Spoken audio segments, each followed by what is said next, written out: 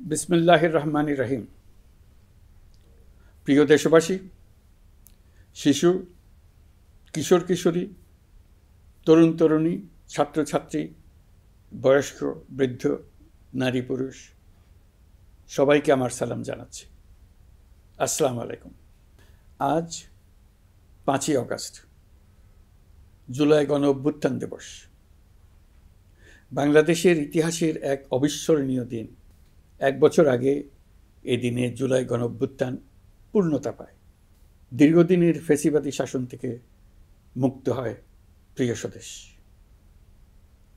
গত বছরের জুনে আদালতের একটি রায়ে সরকারি চাকরিতে কোটা পুনর্বহাল হলে দেশের তরুণ শিক্ষার্থী সমাজ বিক্ষুব্ধ হয়ে ওঠে।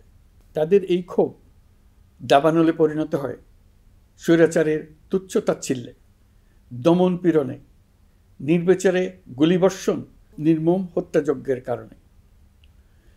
স্বৈরাচারী শাসকের নির্দেশে পরিচালিত হত্যাযজ্ঞের সামনে নির্ভীক চিত্তে দাঁড়িয়েছিল এদেশের ছাত্র, শ্রমিক, জনতা।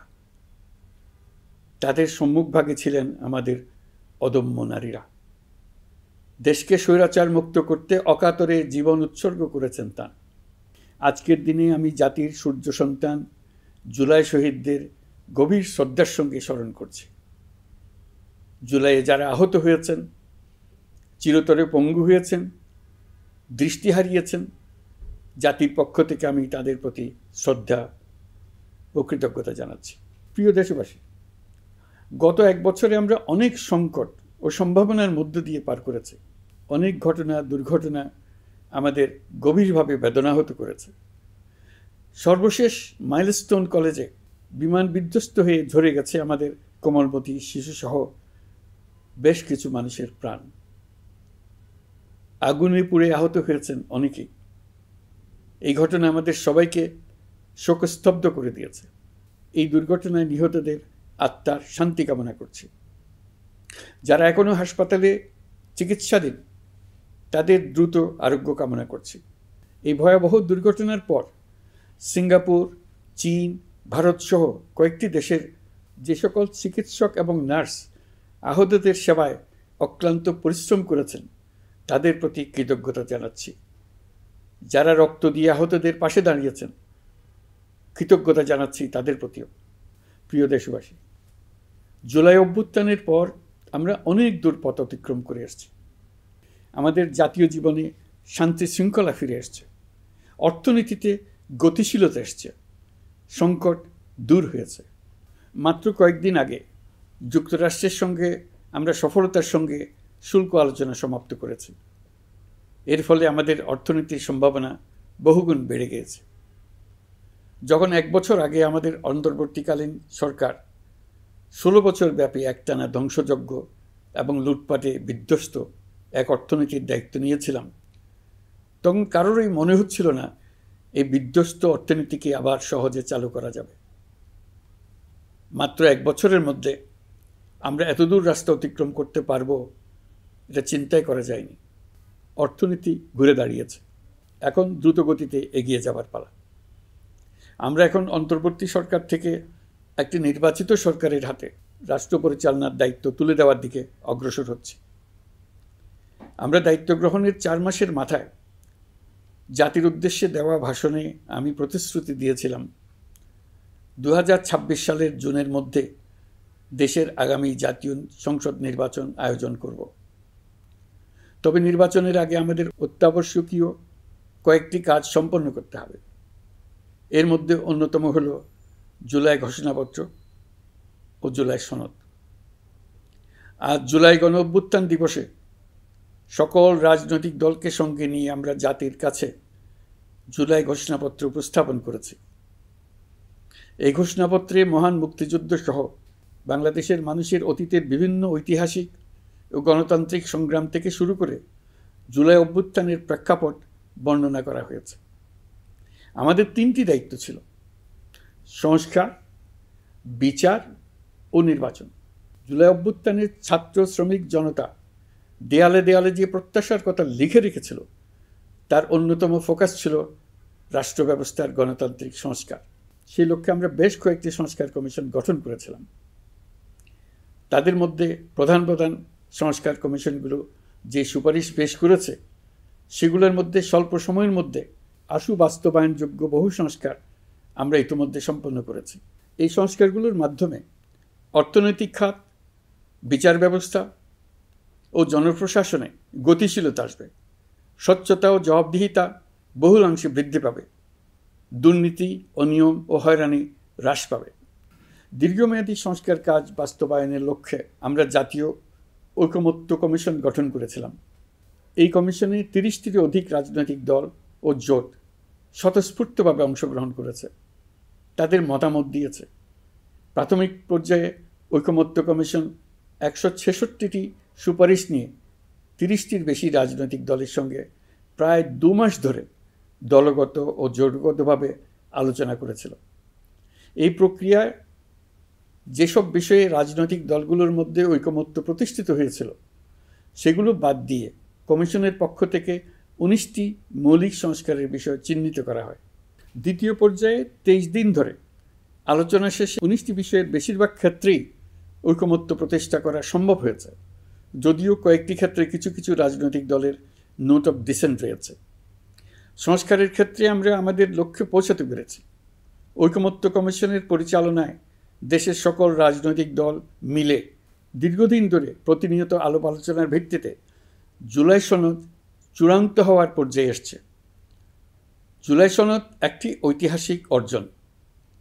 এটা শুধু আমাদের রাজনৈতিক ইতিহাসে নয়, বৃহত্তর পরিমণ্ডলের রাজনৈতিক ইতিহাসেও স্মরণীয় হয়ে থাকবে। দলিল তো স্মরণীয় হয়ে থাকবেই, এটা রচনার প্রক্রিয়াও স্মরণীয় হয়ে থাকবে। এই দলিল প্রণয়নের জন্য আমি সকল রাজনৈতিক দলের নেতৃবৃন্দকে এবং ঐকমত্য কমিশনের সদস্যবৃন্দকে, বিশেষ করে এই উদ্যোগের নেতৃত্বদানকারী প্রফেসর আলী রিয়াজকে জাতির পক্ষ থেকে অশেষ কৃতজ্ঞতা ও ধন্যবাদ জানাচ্ছি। রাজনৈতিক দলের প্রতিনিধিরা অত্যন্ত সৌহার্দ্যপূর্ণ পরিবেশে আলোচনায় অংশ নিয়েছেন। মতপার্থক্য থাকা সত্ত্বেও সকল রাজনৈতিক দলের মধ্যে ঐকমত্য তৈরির চেষ্টা ছিল। আমরা আশা করছি এই ঐকমত্যের ভিত্তিতে অচিরে রাজনৈতিক দলগুলি জুলাই সনদে স্বাক্ষর করবে এবং এর বাস্তবায়নেও ঐকমত্যে পৌঁছাবে। জুলাই সনদ বাংলাদেশে সুষ্ঠুভাবে ক্ষমতা হস্তান্তর, জবাবদিহিমূলক রাষ্ট্রীয় প্রতিষ্ঠানগুলোর স্বাধীনতা ও সক্ষমতা, নাগরিক অধিকারের সত্যিকারের বাস্তবায়ন, রাষ্ট্রীয় সম্পদ ও সামর্থ্যের ব্যবস্থাপনা নিশ্চিত করবে। আমাদেরকে নিশ্চিত করতে হবে ভবিষ্যতের কোনো সরকারই যেন আর ফ্যাসিস্ট হয়ে উঠতে না পারে। রাষ্ট্রকে এমনভাবে মেরামত করতে হবে যাতে কখনো কোথাও ফ্যাসিবাদের লক্ষণ পাওয়া গেলেই সেটিকে যেন তাৎক্ষণিকভাবে সেখানেই নির্মূল করা যায়, আর যেন 16 বছরের জন্য অপেক্ষা করতে না হয়, বহু মানুষকে প্রাণ দিতে না হয়, আমাদের যেন আরেকটি গণ অভ্যুত্থানের প্রয়োজন না হয়। জুলাই আগস্টের মানবতাবিরোধী অপরাধ মামলায় বিচার কাজ দৃঢ়ভাবে এগিয়ে চলেছে। বিচারের আনুষ্ঠানিক শুনানি পর্বও শুরু হয়েছে। ইতিহাসের নির্মম হত্যাযজ্ঞে যারা জড়িত তাদের বিচার এদেশের মাটিতে হবেই। বিচার প্রক্রিয়া ও এর ফলাফল ক্রমান্বয়ে মানুষের কাছে প্রকাশিত হতে থাকবে। বিচারের পুরো প্রক্রিয়া দেশবাসীর কাছে স্বচ্ছ ও দৃশ্যমান রাখা হচ্ছে। এবার আমাদের সর্বশেষ দায়িত্ব পালনের পালা, নির্বাচন অনুষ্ঠান। আজ এই মহান দিবসে আপনাদের সামনে এই বক্তব্য রাখার পর থেকেই আমরা আমাদের সর্বশেষ এবং সবচাইতে গুরুত্বপূর্ণ অধ্যায়ে প্রবেশ করব। আমরা এবার একটা নির্বাচিত সরকারের কাছে দায়িত্ব হস্তান্তরের প্রক্রিয়া শুরু করব। অন্তর্বর্তী সরকারের পক্ষ থেকে আমি প্রধান নির্বাচন কমিশনারের কাছে চিঠি পাঠাবো যেন নির্বাচন কমিশন আগামী রমজানের আগে 2026 সালের ফেব্রুয়ারি মাসে জাতীয় নির্বাচন অনুষ্ঠানের আয়োজন করেন। আপনারা সকলেই দোয়া করবেন যেন সুন্দরভাবে নির্বাচন অনুষ্ঠান করে এদেশের সকল নাগরিক একটি নতুন বাংলাদেশ গড়ার কাজে সফলভাবে এগিয়ে যেতে পারে। আমরা সরকারের পক্ষ থেকে এই নির্বাচন যাতে সুষ্ঠু, শান্তিপূর্ণ এবং উৎসবমুখরভাবে সম্পন্ন করা যায় সেজন্য সকল প্রকার সাহায্য সহযোগিতা প্রদান করব। এবারের নির্বাচন যেন আনন্দ উৎসবের দিক থেকে, শান্তি শৃঙ্খলার দিক থেকে, ভোটার উপস্থিতির দিক থেকে সৌহার্দ্য ও আন্তরিকতার দিক থেকে দেশের ইতিহাসে স্মরণীয় হয়ে থাকে। সেই জন্য সকল আয়োজন সম্পন্ন করতে আগামীকাল থেকে আমরা সকলেই মানসিক প্রস্তুতি ও প্রাতিষ্ঠানিক আয়োজন শুরু করব। নির্বাচনে ভোটারদের সম্পর্কে দুই একটা কথা বলতে চাই। এবার আমরা প্রবাসী ভোটারদের ভোট দেওয়ার আয়োজন নিশ্চিত করতে চাই। অর্থনৈতিক দিক থেকে সম্পূর্ণ বিধ্বস্ত বাংলাদেশ যে আবার দ্রুত ঘুরে দাঁড়াতে পেরেছে, তার বড় কারণ হলো আমাদের রেমিটেন্স যোদ্ধাদের ঐতিহাসিক অবদান। নির্বাচনে তাদের অংশগ্রহণ নিশ্চিত করার জন্য নির্বাচন কমিশন প্রস্তুতি নিচ্ছে। নারী ভোটাররা যেন দেশের সর্বত্র নির্দ্বিধায় আনন্দোৎসাহ সহকারে তাদের ভোট দিতে পারে, এটা নিশ্চিত করতে চাই। এবার যেন কেন্দ্রে কেন্দ্রে নারী ভোটারদের ঢল নামে, আমরা সেই লক্ষ্যে সমস্ত ব্যবস্থা গ্রহণ করব। দেশের মানুষের ভোটাধিকার কেড়ে নেবার কারণে গত 15 বছর ধরে নাগরিকবৃন্দ ভোট দিতে পারেনি। এবারের নির্বাচনে আমরা আমাদের বকেয়া আনন্দসহ মহা আনন্দে ভোট দিতে চাই। এবারের নির্বাচনে জীবনে প্রথমবার ভোট দিতে যাবে এরকম ভোটাররা নানা উৎসবের মধ্য দিয়ে ভোট কেন্দ্রে যাবে, তাদের এই দিনটি স্মরণীয় করে রাখার জন্য। এর মধ্যে নতুন নারী ভোটার থাকবে, নতুন পুরুষ ভোটার থাকবে। এর মধ্যে এমন ভোটার থাকবে যারা 15 বছর আগে থেকেই ভোট দিতে পারত, কিন্তু জীবনে একবারও ভোট দিতে পারেনি। এর মধ্যে আসবে যারা 10 বছর আগে, 5 বছর আগে ভোট দিতে পারত কিন্তু পারেনি। আর আসবে ভাগ্যবান ও ভাগ্যবতীর দল, যারা এই প্রথমবার ভোটার হওয়ার যোগ্যতা লাভ করলো এবং সঙ্গে সঙ্গে ভোট দেওয়ার সুযোগও পেয়ে গেল। নির্বাচনের দিনকে আমরা ঈদের উৎসবের মতো করতে চাই। এবারের ভোটের আনন্দ থাকবে সবার মধ্যে। আপনারা সবাই বাচ্চা কাচ্চাদের নিয়ে ভোট কেন্দ্রে যাবেন। নাগরিক অধিকার প্রয়োগের মহা আনন্দ পরবর্তী বংশধরদের কাছে তুলে ধরার জন্য এখন থেকে প্রতিদিন আলাপ আলোচনা করুন। আপনার এলাকায় ভোটদান ব্যবস্থা কেমন হলে সুন্দর হয়, কেমন হলে আনন্দমুখর হয়, সেটা আগে থেকে ঠিক করার জন্য। নতুন বাংলাদেশ গড়ার কাজের ভিত্তি রচনা হবে এবারের নির্বাচনে। তার জন্য প্রস্তুতি নিন। প্রিয় দেশবাসী, দেশের ইতিহাসে এখন পর্যন্ত যতগুলো বড় সংঘাত, সহিংসতার ঘটনা ঘটেছে, তার সবগুলোর নেপথ্য কারণ ছিল ত্রুটিপূর্ণ নির্বাচন। ত্রুটিপূর্ণ নির্বাচনের মধ্য দিয়ে কোনো দল যদি গায়ের জোরে নির্বাচিত হয়ে ক্ষমতায় আসে, তার চূড়ান্ত পরিণতি কী, তার জুলাই অভ্যুত্থান আমাদের দেখিয়ে দিয়েছে। আমরা ইতিহাসের কলঙ্কিত কোনো অধ্যায়ের পুনরাবৃত্তি আর করতে চাই না। আপনারা প্রত্যেকেই অবগত আছেন, একটা গোষ্ঠী নির্বাচনকে বাধাগ্রস্ত করার জন্য উন্মুখ হয়ে আছে। তারা দেশের গণতান্ত্রিক অগ্রযাত্রাকে ব্যাহত করতে দেশের বাইরে বসে ভেতরে থেকে নানা অপচেষ্টায় লিপ্ত রয়েছে।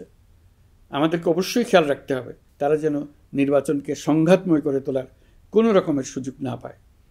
মাথায় রাখবেন, পরাজিত শক্তি নির্বাচনের আগ পর্যন্ত বারবার মাথাচাড়া দিয়ে ওঠার চেষ্টা করবে, কিন্তু একটি অবাধ, সুষ্ঠু, নিরপেক্ষ নির্বাচন সফলভাবে আয়োজন করা গেলে অপশক্তির পরাজয় চূড়ান্ত হবে। নির্বাচন সংক্রান্ত বিষয়ে প্রতিনিয়ত পরামর্শ নেওয়ার জন্য আমরা প্রযুক্তির সাহায্য নেব। এই জন্য একটি অ্যাপ তৈরির উদ্যোগ নিচ্ছি। দ্রুত এই অ্যাপটি চালু হবে। আপনারা আপনাদের সকল পরামর্শ, সকল মতামত, সকল আশঙ্কা এবং উদ্যোগের কথা এই অ্যাপের মাধ্যমে আমাদেরকে জানাবেন।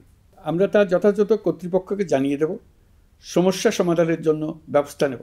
রাজনৈতিক দলগুলোর প্রতি আমার আহ্বান থাকবে, আপনাদের নির্বাচনী ইশতেহারে, আপনাদের প্রতিশ্রুতি, প্রতিজ্ঞা, পরিকল্পনায় কোনো কিছুতেই যেন তরুণরা বাদ না পড়ে, নারীরা বাদ না পড়ে। মনে রাখবেন, যে তরুণ তরুণীরা বাংলাদেশকে বদলে দিয়েছে, তারা বিশ্বকেও বদলে দেওয়ার ক্ষমতা রাখে। আপনার দল থেকে তাদেরকে সেই সুযোগ দেওয়ার উদ্যোগ নেন। আগামী নির্বাচনে সবাই নিরাপদে যার যার পছন্দের প্রার্থীকে ভোট দেবে, এটা নিয়ে কারো কোনো আপত্তির সুযোগ রাখা যাবে না। আমরা সবাই সবার পছন্দের প্রতি সম্মান দেখাবো, এটাই হোক আমাদের প্রতিজ্ঞা। প্রিয় দেশবাসী, আপনারা জানেন, সরকার দায়িত্ব গ্রহণের পরপরই দেশের দক্ষিণ ও উত্তরাঞ্চলে যে ভয়াবহ বন্যা পরিস্থিতি তৈরি হয়েছিল, তা ফসল উৎপাদনে ব্যাপক ক্ষতি সাধন করেছে। এর ফলে নিত্য প্রয়োজনীয় পণ্যের মূল্যবৃদ্ধির আশঙ্কা হয়েছিল। তবে সংশ্লিষ্ট প্রতিষ্ঠান ও কর্তৃপক্ষের যথাযথ পদক্ষেপ, নজরদারি ও মধ্যস্বত্বভোগীদের দৌরাত্ম্য কমানোর ফলে এটি এড়ানো গেছে। বিশেষ করে এবছরের পবিত্র মাহে রমজান মাস থেকে শুরু করে এখন পর্যন্ত বাজার পরিস্থিতি স্থিতিশীল রয়েছে। মূল্যস্ফীতির নিয়ন্ত্রণ ছিল আমাদের জন্য সবচেয়ে বড় চ্যালেঞ্জ। ভঙ্গুর অর্থনীতি ও বন্যার কারণে খাদ্য মূল্যস্ফীতি হয়েছিল প্রায় 14%। এখন সেটা অর্ধেকে নেমে এসছে। আমরা আশা করছি ডিসেম্বরের মধ্যে এটা 6% নেমে আসবে। এই জুন মাসে দেশের সার্বিক মূল্যস্ফীতি কমে 8.48% হয়েছে, যা বিগত 35 মাসের মধ্যে সর্বনিম্ন। এই নিয়ে 4 মাস ধরে সার্বিক মূল্যস্ফীতি ক্রমান্বয়ে কমেছে। বর্তমান অন্তর্বর্তীকালীন সরকারের প্রতি প্রবাসীদের অসীম আস্থার ফলে মুদ্রাবাজারেও স্থিতিশীলতা ফিরে এসছে। গত অর্থবছরে ব্যাংকিং চ্যানেলে রেকর্ড $3033 কোটি প্রবাসী আয় দেশে এসছে। রপ্তানি আয়ে প্রায় 9% প্রবৃদ্ধি হয়েছে। এর ফলে টাকা শক্তিশালী হয়েছে। অনেক বছর পর ডলারের বিপরীতে টাকার মান বাড়ছে। গত 11 মাসে বৈদেশিক পাওনাদারদের পাওনা সুদ ও আসল বাবদ $4 বিলিয়ন অর্থাৎ $400 কোটি অর্থ পরিশোধ করা হয়েছে, যা এ যাবৎকালের সর্বোচ্চ। আগের বকেয়া আদায় পরিশোধের পরও বৈদেশিক মুদ্রার রিজার্ভ বাড়ছে। আগামীতে এই ধারা বজায় থাকবে বলে আমরা আশা করি। বিদেশি বিনিয়োগ বৃদ্ধিতে বিভিন্ন উদ্যোগ নেওয়ার ফলে এই বছরের প্রথম 3 মাসে বিদেশি বিনিয়োগ এসছে $10,500 কোটি। গত বছরের একই সময়ের তুলনায় এটা দ্বিগুণেরও বেশি। আর অক্টোবর থেকে হিসাব করলে 6 মাসে ফরেন ডাইরেক্ট ইনভেস্টমেন্ট এসছে $16,500 কোটি, যা গত সরকারের আমলের শেষ 6 মাসের তুলনায় দ্বিগুণ। কর্মসংস্থান সৃষ্টি অন্তর্বর্তীকালীন সরকারের অন্যতম বড় লক্ষ্য। সম্প্রতি হংকং ভিত্তিক শিল্পগোষ্ঠী হান্ডা বাংলাদেশের বস্ত্র ও তৈরি পোশাক খাতে $250 মিলিয়ন বিনিয়োগের প্রতিশ্রুতি নিয়ে এসছে, যা এ খাতে চীনা কোনো কোম্পানির একক সর্বোচ্চ বিনিয়োগ। তাদের এই বিনিয়োগের ফলে 25,000 লোকের কর্মসংস্থান হবে। আমরা দৃঢ়ভাবে বিশ্বাস করি হান্ডার এই বিনিয়োগ আরও চীনা কোম্পানিকে এই দেশে বিনিয়োগের জন্য উৎসাহিত করবে। এর মাধ্যমে আমাদের তরুণ তরুণীদের কর্মসংস্থানের পথ খুলবে। গত 16 বছরে দেশ থেকে যে বিপুল পরিমাণ অর্থ পাচার হয়ে গিয়েছে, আমরা সেটা ফিরিয়ে আনার উদ্যোগ নিয়েছি। এই দীর্ঘ আইনি প্রক্রিয়ার জন্য সরকার নামকরা বিদেশি আইনি প্রতিষ্ঠানকে নিয়োগ দিয়েছে। যথাযথ আইনি পদক্ষেপের ফলে বিশ্বের বিভিন্ন দেশে ফেসিবাদী দুর্বৃত্তরা যে অর্থ সম্পদের পাহাড় গড়েছে তার কিছু কিছু ইতিমধ্যে জব্দ হয়েছে। এই কার্যক্রম সঠিকভাবে চালিয়ে যেতে পারলে অল্প সময়ের মধ্যে আরও কিছু ইতিবাচক ফলাফল পাওয়া যাবে বলে আমি বিশ্বাস করি। দেশের ভেঙে পড়া অর্থনীতিকে মজবুত করতে হলে আমাদের চিন্তায় মৌলিক পরিবর্তন আনতে হবে। আমি বরাবরই বলে এসেছি, এদেশের নদী ও বিশাল সমুদ্র আমাদের মূল্যবান সম্পদ। আমরা এই সম্পদকে কাজে লাগিয়ে সমান্তরালভাবে পানিভিত্তিক অর্থনীতি গড়ে তুলতে চাই। আমরা প্রায় ভুলে যাই যে বঙ্গোপসাগরের একটা অংশও আমাদের দেশ। এর পরিমাণ আমাদের মোট জমির পরিমাণের চাইতে বেশি। আমরা প্রায় সবসময় জমিভিত্তিক আমাদের অর্ধেক দেশ নিয়ে মাথা ঘামাই, বাকি পানিভিত্তিক অর্ধেক দেশকে হিসাবেই ধরি না, কারণ আমরা ওই অংশে বসবাস করি না। আমরা তো হাওর বাওরেও বসবাস করি না, তাই বলে তো তাকে হিসাবের বাইরে রাখি। এখন থেকে আমাদের অংশের বঙ্গোপসাগরকে আমরা আমাদের দেশের মূল্যবান অংশ, এই কথা সবসময় মাথায় রেখে অগ্রসর হব। এই অংশের পানির উপর দিয়ে দেশ বিদেশের সঙ্গে আমরা বাণিজ্য করব, তার মাধ্যমে আমরা পুরো পৃথিবীকে আমাদের প্রতিবেশী বানাবো। এই পানির মধ্যে আছে অফুরন্ত সম্পদ, মৎস্য সম্পদ, যা প্রতি বছর ফসল দেয়। এই পানির নিচে আছে অফুরন্ত গ্যাস। এর সব কিছুকে নিয়েই প্রতিনিয়ত আমাদের চিন্তাভাবনাকে চালিত করতে হবে। বর্তমান সরকার চট্টগ্রাম বন্দর ব্যবস্থাপনাকে নতুন করে সাজানোর উদ্যোগ নিয়েছে। সরকার সম্প্রতি বাংলাদেশ নৌবাহিনী পরিচালিত ড্রাই ডক লিমিটেডকে নিউ মুরিং টার্মিনাল কন্টেইনার হ্যান্ডলিংয়ের দায়িত্ব দিয়েছে। তারা কাজ শুরু করা মাত্রই কিছু ইতিবাচক পরিবর্তন এসছে। প্রথম 2 সপ্তাহে দেখা গেছে আগের তুলনায় প্রতিদিন গড়ে 225টি বেশি কন্টেইনার হ্যান্ডলিং হচ্ছে। এই বন্দরকে আধুনিকভাবে গড়ে তোলা গেলে তা শুধু বাংলাদেশের অর্থনীতিতেই ভূমিকা রাখবে না, নেপাল, ভুটান সহ পার্শ্ববর্তী অঞ্চলের অর্থনীতিতে ইতিবাচক ভূমিকা রাখতে সক্ষম হবে। বিনিময়ে তারাও উপকৃত হবে, আমরাও উপকৃত হব। আমাদের উপকূল অঞ্চল অফুরন্ত সম্ভাবনার আধার। কুমিরা থেকে টেকনাফ পর্যন্ত নানা বন্দরের কর্মচাঞ্চল্যে সমগ্র উপকূল অঞ্চলকে দক্ষিণ এশিয়ার একটি গুরুত্বপূর্ণ অর্থনৈতিক প্রাণকেন্দ্র হিসেবে প্রতিষ্ঠা করবে। এই পুরো অঞ্চলে অনেকগুলো শিল্পাঞ্চল গড়ে উঠবে শুধু সমুদ্রের সান্নিধ্য এবং তার ব্যবহারের দক্ষতার কারণে। সমুদ্র উপকূলীয় অঞ্চলের সম্পদ ও পরিবেশের টেকসই ব্যবহার নিশ্চিত করতে আমাদের বন্ধু দেশগুলোর সঙ্গে আলোচনা শুরু করেছি, তারা উৎসাহ সহকারে সাড়া দিয়েছেন। গভীর সমুদ্রকে আমরা এখনও আমাদের কল্যাণে কাজে লাগাতে পারিনি। একে কেন্দ্র করে আমরা মাছ পালন, আহরণ ও প্রক্রিয়াজাতকরণের শিল্প গড়ে তুলতে কাজ শুরু করেছি। এতে করে লক্ষ লক্ষ মানুষের কর্মসংস্থান হবে, আমাদের অর্থনীতি নতুন শক্তিতে বলীয়ান হবে। প্রিয় দেশবাসী, প্রবাসী বাংলাদেশিদের জন্য ভিসা সংক্রান্ত জটিলতা দূর করতে আমরা গভীরভাবে কাজ করে যাচ্ছি। বাংলাদেশি নাগরিকদের জন্য আরব আমিরাত পুনরায় ভিসা চালু করেছে। মালয়েশিয়া কর্তৃপক্ষ বাংলাদেশি কর্মীদের জন্য প্রথমবারের মতো মাল্টিপল এন্ট্রি ভিসা চালু করেছে। অন্যান্য দেশের সঙ্গেও ভিসা জটিলতা কীভাবে কমিয়ে আনা যায় এ নিয়ে আমরা কাজ করে যাচ্ছি। আগামী 5 বছরে জাপানে অন্তত 1 লক্ষ বাংলাদেশি তরুণদের পাঠানোর প্রস্তুতি শুরু করেছে। তরুণদের সেখানে পাঠানোর জন্য বিশেষ প্রশিক্ষণ, অন্যান্য ব্যবস্থাও আমরা নিতে শুরু করেছি। এর পাশাপাশি আমরা ইতালি, দক্ষিণ কোরিয়া, সার্বিয়া সহ বিভিন্ন দেশে দক্ষ কর্মীদের পাঠানোর উদ্যোগ নিয়েছি। সৌদি আরব, জর্ডান, ওমান সহ বিভিন্ন দেশে নথিপত্রের কারণে যে প্রবাসীরা ইরেগুলার হয়ে গিয়েছিলেন তাদেরকে রেগুলারাইজ করার জন্য ব্যবস্থা নিয়েছে। আমরা বিভিন্ন দেশের সঙ্গে বিদ্যমান চুক্তিগুলোকে পর্যালোচনা করে দেখছি যাতে আমাদের প্রবাসী ভাই বোনদের জন্য সেগুলো স্বস্তিদায়ক হয়। দেশে এবং দেশের বাইরে বাংলাদেশের নাগরিকরা যে যেখানে অবস্থান করছে তারা যাতে সব ধরনের নাগরিক সুবিধা পান, আমরা সেই বিষয়ে উদ্যোগ নিয়েছি। চলতি বছর আমাদের নানা উদ্যোগের ফলে প্রায় 87,000 বাংলাদেশি সুষ্ঠুভাবে হজ পালন করতে পেরেছেন। হজের ব্যয়ও অন্যান্য বছরের তুলনায় আমরা কমিয়ে আনতে পেরেছি। হাজিরা যাতে নির্বিঘ্নে হজ সম্পন্ন করতে পারে সেজন্য লাব্বায়েক নামে অ্যাপ চালু করেছে, যার মাধ্যমে ঘরে বসেই হাজিদের আত্মীয় স্বজন, পরিবার পরিজন তাদের অবস্থান প্রতি মুহূর্তে জানতে পেরেছেন। এই বছর দক্ষিণ এশিয়ার অন্যান্য দেশগুলোতেও আমাদের হজ ব্যবস্থাপনা প্রশংসিত হয়েছে। আগামী বছরের হজ ব্যবস্থাপনা যেন আরও নির্বিঘ্নে সম্পন্ন করা যায় সেজন্য মন্ত্রণালয় এখন থেকেই প্রস্তুতি নিতে শুরু করেছে। প্রিয় দেশবাসী, জুলাই গণঅভ্যুত্থানে তরুণ শিক্ষার্থীদের পাশে ঢাল হয়ে দাঁড়িয়েছিলেন আমাদের বাবা মা ও শিক্ষকরা। আমাদের বাবা মায়েরা তাদের সন্তানকে বহু কষ্টে বড় করে বিশ্ববিদ্যালয়ে পাঠায়। লেখাপড়া শেষ করে অনেক ছাত্র অসুস্থ হয়ে বের হয়। এর কারণ আবাসিক হলের নোংরা পরিবেশ, খাবারের নিম্নমান, তার উপর দলীয় সন্ত্রাসীদের দমনপীড়ন।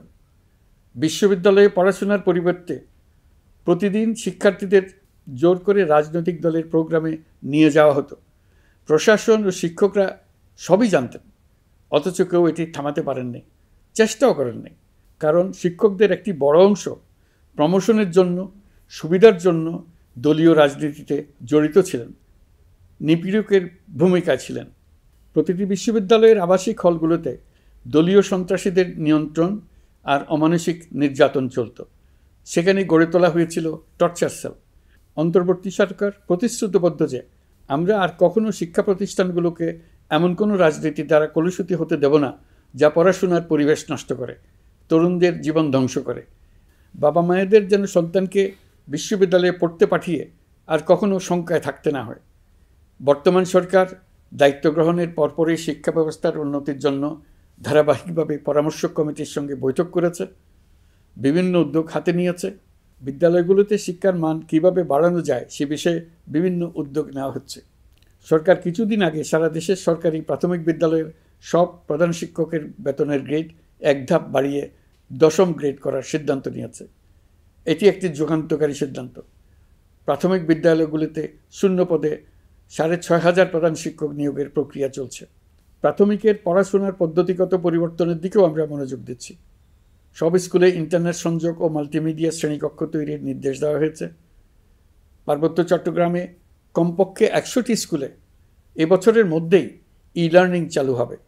ঢাকা চট্টগ্রামের অভিজ্ঞ শিক্ষকরা প্রযুক্তির সহায়তায় এসব স্কুলে শিক্ষকতা করে সেখানকার শিক্ষক ঘাটতি পূরণ করবেন। যেসব এলাকায় বিদ্যুতের ঘাটতি রয়েছে সেখানে সোলার প্যানেল বসিয়ে বিদ্যুতের ঘাটতি নিরসন এবং মোবাইল নেটওয়ার্ক ও স্টারলিংক পরিষেবা ব্যবহার করে এই সংকট মোকাবেলা করা হচ্ছে। স্কুলগুলোতে মেয়েদের জন্য বিশেষ ব্যবস্থা গ্রহণ করে তাদের পড়াশোনার উপযোগী করে তোলা হচ্ছে। স্কুলের অবকাঠামোকে নারীবান্ধব করে তুলতে স্কুল ভবন নির্মাণের সময় কমিটিতে নারী স্থপতি রাখার নিয়ম করা হয়েছে। আমাদের লক্ষ্য হলো স্কুল ভবনের ডিজাইন থেকে শুরু করে পড়াশোনার পরিবেশ চিন্তাভাবনায় মেয়েদেরকে বিশেষভাবে গুরুত্ব দেওয়া, যাতে তারা ব্যক্তিগত নিরাপত্তা ও স্বাস্থ্যের দিক থেকে স্বস্তিদায়ক পরিবেশে পড়াশোনা করতে পারে। প্রিয় দেশবাসী, জুলাই গণ অভ্যুত্থানে শহীদ ও আহত যোদ্ধাদের জন্য আমরা নিরলসভাবে কাজ করে যাচ্ছি। এখন পর্যন্ত 775টি শহীদ পরিবারকে প্রায় 100 কোটি টাকার সঞ্চয়পত্র ও মাসিক ভাতা বাবদ ব্যাংক চেক দেওয়া হয়েছে। অবশিষ্ট যারা আছেন তাদেরও কয়েকটি আইনগত বিষয় নিষ্পত্তি সাপেক্ষে সঞ্চয়পত্র দেওয়ার প্রক্রিয়া চলছে। এর পাশাপাশি আহত 13,800 জন জুলাই যোদ্ধাকে 3টি ক্যাটাগরিতে নগদ টাকা ও চেক বাবদ 153 কোটি 4 লাখ টাকা প্রদান করা হয়েছে। 78 জন অতি গুরুতর আহত জুলাই যোদ্ধাকে সিঙ্গাপুর, থাইল্যান্ড, তুরস্ক এবং রাশিয়ার উন্নত চিকিৎসার জন্য পাঠানো হয়েছে এবং চিকিৎসা ব্যয় বাবদ এ পর্যন্ত প্রায় 100 কোটি টাকা ব্যয় হয়েছে। আহতদের পুনর্বাসনের জন্য সরকারের সবকটি মন্ত্রণালয়ের সম্মিলিত প্রচেষ্টায় বিভিন্ন ধরনের উদ্যোগ নেওয়া হচ্ছে। ফ্যাসিবাদী সরকারের আমলে দেশের শহরে বন্দরে হাজারো প্রতিষ্ঠান, সড়ক, সেতু, সেনানিবাস, যুদ্ধজাহাজ, স্কুল, কলেজ, বিশ্ববিদ্যালয়ের নাম পরিবর্তন করে স্বৈরাচার তার নিজের এবং নিজের পরিবারের সদস্যদের নামে চালু করেছিল। আমরা সব নাম পরিবর্তন করে আগের নাম বা মানানসই নাম করে দিয়েছি। প্রিয় দেশবাসী, অন্তর্বর্তীকালীন সরকার এমন এক অবস্থায় দেশের দায়িত্বভার গ্রহণ করেছিল যখন প্রতিটি গণতান্ত্রিক প্রতিষ্ঠান, অফিস, আদালত বিধ্বস্ত অবস্থায় ছিল। আমাদের প্রথম এবং প্রাথমিক কাজ ছিল এই প্রতিষ্ঠানগুলোর সংস্কার এবং পুনর্নির্মাণে হাত দেওয়া, আইনশৃঙ্খলা বাহিনী পুনর্গঠন, অর্থনীতি পুনরুদ্ধার, আইন আদালত, নির্বাচন কমিশন সহ যাবতীয় গণতান্ত্রিক প্রতিষ্ঠানকে সচল করা এবং নাগরিকদের নিকট দায়বদ্ধ করে তোলা। রক্তাক্ত জুলাই ছিল স্বৈরাচারের বিরুদ্ধে তরুণদের পুঞ্জীবিত ক্ষোভের বহিঃপ্রকাশ। 16 বছর ধরে সরকারের স্বৈরাচারী আচরণের বিরোধিতা করে যতগুলো আন্দোলন হয়েছে, প্রতিটিতেই দলীয় সন্ত্রাসীরা অস্ত্র হাতে আন্দোলনকারীদের আক্রমণ করেছে। প্রতিটি আন্দোলনকেই দমন করার জন্য দলীয় সন্ত্রাসীরা সর্বোচ্চ আঘাত করেছে, যেখানে আইনশৃঙ্খলা বাহিনীকেও অংশ নিতে নির্দেশ দেওয়া হয়েছে অথবা দাঁড়িয়ে দর্শকের ভূমিকায় থাকতে বলা হয়েছে। একটি স্বাধীন বিচার বিভাগের জন্য অন্তর্বর্তী সরকার সংস্কার কাজ হাতে নিয়েছে। বিচার বিভাগীয় সংস্কার কমিশনের প্রস্তাবনা অনুযায়ী সুপ্রিম কোর্ট বিচারক নিয়োগ সহ যে সকল কাজ এই সরকার স্বল্প সময়ের মধ্যে করে যেতে পারবে, সে সকল কাজের অধিকাংশ ইতিমধ্যে সম্পন্ন করা হয়ে গেছে। বাকি কাজ চলমান রয়েছে। স্বৈরাচার আমলে দলীয় বাহিনীতে পরিণত হওয়া ভঙ্গুর আইনশৃঙ্খলা বাহিনীকে নতুন করে গড়ে তোলার জন্য আমরা সর্বোচ্চ ব্যবস্থা নিয়েছি। আইনশৃঙ্খলা বাহিনী দ্বারা কোনো মানবাধিকার লঙ্ঘন যাতে না ঘটে, সেই জন্য পুলিশ সদর দপ্তরে একটি সেল কার্যকর করা হয়েছে, যেখানে মানবাধিকার সহ পুলিশ সদস্যদের মাধ্যমে সংগঠিত যে কোনো অপরাধের বিষয়ে অভিযোগ করা যায়। এই সমস্ত সেল অন্যান্য আইন প্রয়োগকারী সংস্থার প্রধান কার্যালয়েও স্থাপন করা হচ্ছে। আসামিদের জিজ্ঞাসাবাদ হবে স্বচ্ছ কাচের ঘরে। হাজতখানায় বন্দীদের মানবিক সেবা নিশ্চিত করা হবে। অভিযান পরিচালনার সময় পুলিশ যেন জিপিএস ট্র্যাকিং সিস্টেম ডিভাইস সহ বডি ক্যামেরা পরিধান করেন তা নিশ্চিত করা হবে। পুলিশ যেন আর কখনোই কোনো আন্দোলন দমনে প্রাণঘাতী অস্ত্র ব্যবহার করতে না পারে, সেই ব্যবস্থা নেওয়া হয়েছে। বেআইনি সমাবেশে বল প্রয়োগের ক্ষেত্রে জাতিসংঘের স্বীকৃত 5টি ধাপ অনুযায়ী পুলিশ সদস্যদের প্রশিক্ষণ দেওয়া হচ্ছে।